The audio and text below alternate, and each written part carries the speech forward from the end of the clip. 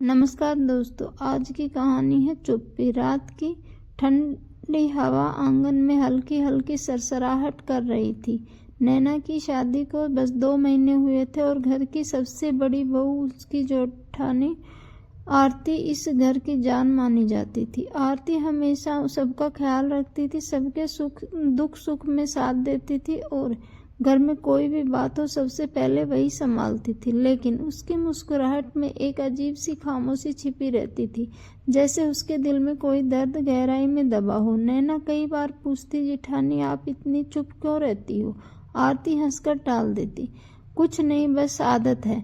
पर हर हंसी के पीछे कुछ था, कुछ अधूरा, कुछ अनकहा। एक सुबह नैना ने देखा कि आरती मंदिर में खड़ी रो रही थी। उसके हाथ में 2 चूड़ियां थी, पुरानी टूटी हुई। नैना ने धीरे से उसका हाथ पकड़ा। दीदी, ये किसकी चूड़ियां हैं? आरती ने चौंक कर चूड़ियां छुपाई।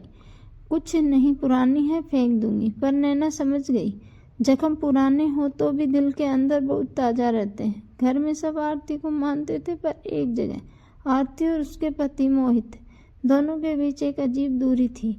दोनों एक साथ रहते थे, एक ही कमरे में, एक ही छत के नीचे, लेकिन ऐसा लगता था जैसे दोनों के बीच न बोलने की दीवारें खड़ी हो। नैना को यह बात खटकती थी, पर वह बिना पूछे कुछ नहीं कहना चाहती थी। एक दिन अलमारी साफ करते समय नैना को एक फोटो मिली। फोटो में आरती, मोहित और उनकी गोद में एक छोटी बच्ची थी, एक प्यारी सी मुस्कान वाली बच्ची। फोटो के पीछे लिखा था, हमारी परी अन्वी 1 साल। नैना का दिल धक से रह गया। इस घर में किसी बच्ची का जिक्र कभी नहीं हुआ था। उसने फोटो धीरे से आरती के पास में ले जाकर कहा, दीदी ये कौन है? आरती का चेहरा सफेद पड़ गया, उसकी आंखें भर आई। कुछ क्षण चुप रहने के बाद उसने कहा, ये मेरी बेटी थी, अन्वी।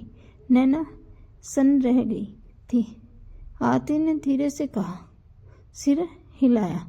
आरती ने रुंधी आवाज में कहा, अन्वी बहुत बीमार रहती थी, हम उसे हर हफ्ते शहर के बड़े अस्पताल में दिखाने ले जाते थे। एक दिन अचानक उसकी तबीयत बहुत बिगड़ गई और उसे बचाया नहीं जा सका।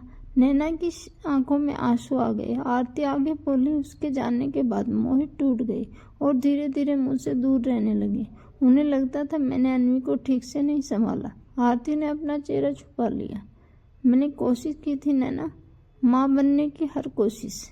नैना यह दर्द और नहीं देखा सकती थी। उसे लगा कि आरती को किसी सहारे की जरूरत है, किसी ऐसे कंधे की जहां वह अपना डर और दर्द कह सके। एक रात नैना ने मोहित से बात करने का फैसला किया। भैया, दीदी बहुत अकेली हैं, आप दोनों दर्द में हैं, पर दूर क्यों हो गई?